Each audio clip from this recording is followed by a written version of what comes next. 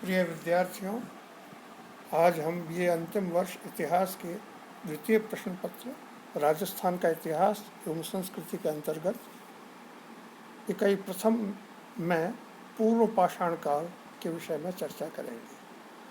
पूर्व पाषाण कालीन सभ्यता के स्वरूप का अनुमान लगाने वाले इतिहासकारों ने इस युग का प्रारंभ आज से लगभग 6 लाख वर्ष पूर्व का माना है।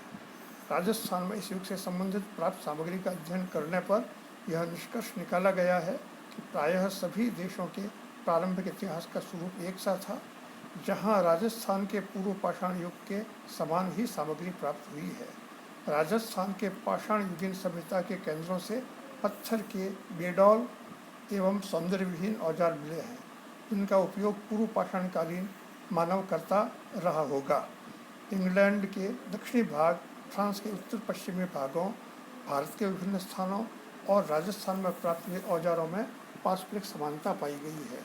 यह तथ्य इस बात का प्रमाण है कि पूर्व पाषाणकालीन मानव और उसकी सभ्यता पृथ्वी के सभी भागों में एक समान थी तथा उस सभ्यता का क्रमिक विकास भी सभी भागों में समान रूप से हुआ था।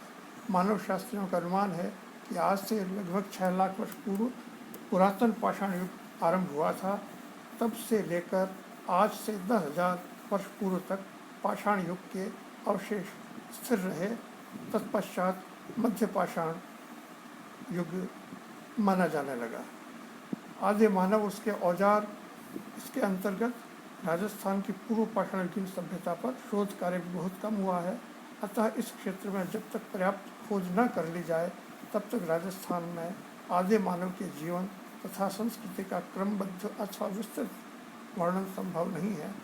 फिर भी अब तक हुई खोजों के आधार पर कहा जाता था कि राजस्थान के आदिम निवासी संभवतः श्याम वर्ण, छोटे कद, चपटी नाक तथा घुंघराले बालों वाले थे। इस युग का आदि मानव अत्यंत बर्बर था। उसका जीवन प्रायः पशु तुल्य था तथा पशुओं के साथ संघर्ष करके ही उसे अपना जीवन बिताना पड़ता था। हिंसक पशुओं के कारण उसका जीवन सदा संकट में रहता था। अतः अपनी रक्षा और जीविका दोनों के लिए उसे हथियारों और औजारों की आवश्यकता थी। आदि मानव को इनको बनाने की सबसे सुलभ सामग्री उसके रास्ते में इधर उधर पड़े हुए पत्थर के टुकड़ों में मिली। इन्हीं पत्थरों को तोड़ फोड़ कर और कुछ पहना कर उसने कुल्हाड़ी, तीर के फल, भाले और काटने, खोदने, फेंकने, छेद करने, कूटने तथा छीलने के औजार बनाए। साथ ही वह जानवरों की हड्डियों और पेड़ की टहनियों का प्रयोग भी करता था। उसके सभी हथियार और औजार भद्दे और सौंदर्य रहित होते थे। उसके पत्थर के औजार तथा हथियार 2 प्रकार के होते थे। प्रथम तो वे औजार जो बड़े बड़े पत्थरों को काट कर बनाए जाते थे तथा दूसरे प्रकार के वे औजार जो पूरे पत्थरों को काट छाँट कर अथवा गढ़ा कर उनके किनारे काम में लाए जाते थे। ऐसे औजार दक्षिण पूर्वी तथा उत्तर पूर्वी राजस्थान की नदियों के तटवर्ती क्षेत्रों में पाए गए हैं। आदि मानव को धातुओं का प्रयोग अथवा मिट्टी के बर्तन बनाना नहीं आता था। वह आग जलाने की क्रिया से भी अनभिज्ञ था। ये स्वभावतः भ्रमणशील होते थे तथा अपने भोजन के लिए इधर उधर घूमते रहते थे। कभी कभी वे थोड़े समय के लिए अपना अस्थायी घर भी बना लेते थे, लेकिन शिकार और भोजन के लिए उन्हें इधर उधर घूमना ही पड़ता था। निवास स्थान और जीवन निर्वाह के संदर्भ में संभवतः आदि मानव को अपना घर बनाना नहीं आता था। अतः धूप, वर्षा, शीत से बचने के लिए वह पर्वत की कंदराओं, वृक्षों के नीचे तथा नदियों या झीलों के छोड़े हुए कगारों की शरण लेता था। राजस्थान में ऐसे स्थानों पर पूर्व पाषाणकालीन बहुत से अवशेष मिले हैं। ऐसे स्थान में आदि मानव के अस्थायी घर होते थे। यह कहना संभव नहीं है कि ये आदि मानव राजस्थान या भारत के ही मूल निवासी थे अथवा उत्तरवर्ती आगंतुकों की भांति ये लोग भी यहाँ बाहर से आए थे। कुछ विद्वानों के अनुसार वे अफ्रीका से अरब और मकरान, ईरान होते हुए भारत आए और भारत के विभिन्न भागों में फैल गए। उत्तरवर्ती आगंतुकों ने या तो उन्हें मार डाला था या वे उनमें घुल मिल गए थे। जन विज्ञान की नामावली के अनुसार ये निग्रेटो कहलाते हैं। इस युग का मानव पूर्णतः प्रकृतिजीवी था। यह स्वतः उत्पन्न होने वाले कंद मूल, फल, आखेट में मारे गए जानवरों के मांस एवं नदियों या झीलों के तटों पर पकड़ी गई मछलियों से ही अपनी उदर पूर्ति करता था। इसके लिए उन्हें इधर उधर घूमना पड़ता था। वह मुख्य रूप से हिरन, भैंसे, सूअर और दूसरे छोटे छोटे जानवरों का शिकार करता था। उन्हें शायद आग जलाने की क्रिया नहीं आती थी, इसलिए वह पशुओं की तरह जानवरों का कच्चा मांस या कच्चे कंदमूल फल का भोजन करता था। इन तथ्यों से हमें पूर्व पाषाणयुगीन मानव में मौलिक संस्कृति के अंकुर दिखाई देते हैं। आदि मानव ने शिकार करने अथवा कंदमूल बटोरने में अपनी बुद्धि का प्रयोग किया। अपनी सुरक्षा के लिए विभिन्न प्रकार के हथियारों का प्रयोग इस बात का द्योतक है कि बुद्धि के साथ साथ उसमें विवेक के बीज भी अंकुरित होने लग गए थे।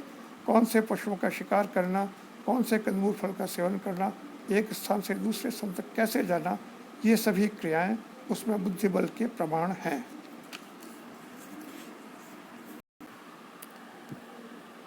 आर्थिक जीवन के अंतर्गत पूर्व पाषाण युग का मानव जीवन साधन और सुविधाओं से लगभग विहीन ही था।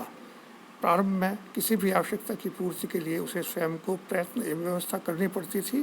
फिर भी समय के साथ साथ उसके साधनों में उत्तरोत्तर उन्नति अवश्य होती गई। अपने अधिकारों, अपने हथियारों एवं औजारों को फेंककर शिकार करने से एक कदम आगे बढ़कर कालांतर में उसने धनुष और बाण का ज्ञान प्राप्त किया। फिर शिकार में उसने अधिक तेज व सफल औजारों का प्रयोग करना आरंभ कर दिया। वृक्षों की शाखाओं, गुफाओं, कगारों को छोड़कर उसने तंबू बनाने के सफल प्रयोग किए। चमड़े की खाल से और उसी के धागों का उपयोग कर सींग, हड्डी अथवा हाथी दांत की बनी हुई सुइयों से उसने तंबू तथा अपने पहनने ओढ़ने के लिए खोल बनाना भी सीख लिया। इससे एक बात स्पष्ट रूप से ज्ञात होती है कि राजस्थान का आदिम मानव पूर्णतः आत्मनिर्भर था।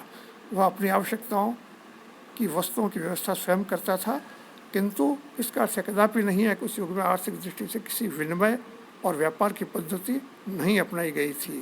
खुदाई में उपलब्ध इस युग से संबंधित अन्य वस्तुओं के साथ साथ शंख और कौड़ियाँ भी प्राप्त हुई हैं, जबकि शंख और कौड़ियों का स्वाभाविक रूप से समुद्र तटों पर ही पाया जाना संभव था। इसके अतिरिक्त इस युग से संबंधित कुछ ऐसी सामग्री भी मिली है जो किसी अन्य स्थान से लाई गई मालूम पड़ती है। इनसे अनुमान लगाया जाता है कि राजस्थान का आदिम मानव आदान प्रदान अथवा विनिमय पद्धति से परिचित था। वह अपनी आवश्यकताओं की पूर्ति करने के लिए इस साधन का भी प्रयोग करता था। सामाजिक धार्मिक जीवन के अंतर्गत यह अनुमान लगाया जा सकता है कि राजस्थान में भी तत्कालीन युग के मानव टोली के रूप में रहते होंगे। उनका संचालन निश्चय ही टोली का सर्वाधिक बलवान, अनुभवी एवं वृद्ध व्यक्ति करता रहा होगा, जिसका आदेश टोली के अन्य सदस्य मानते रहे होंगे।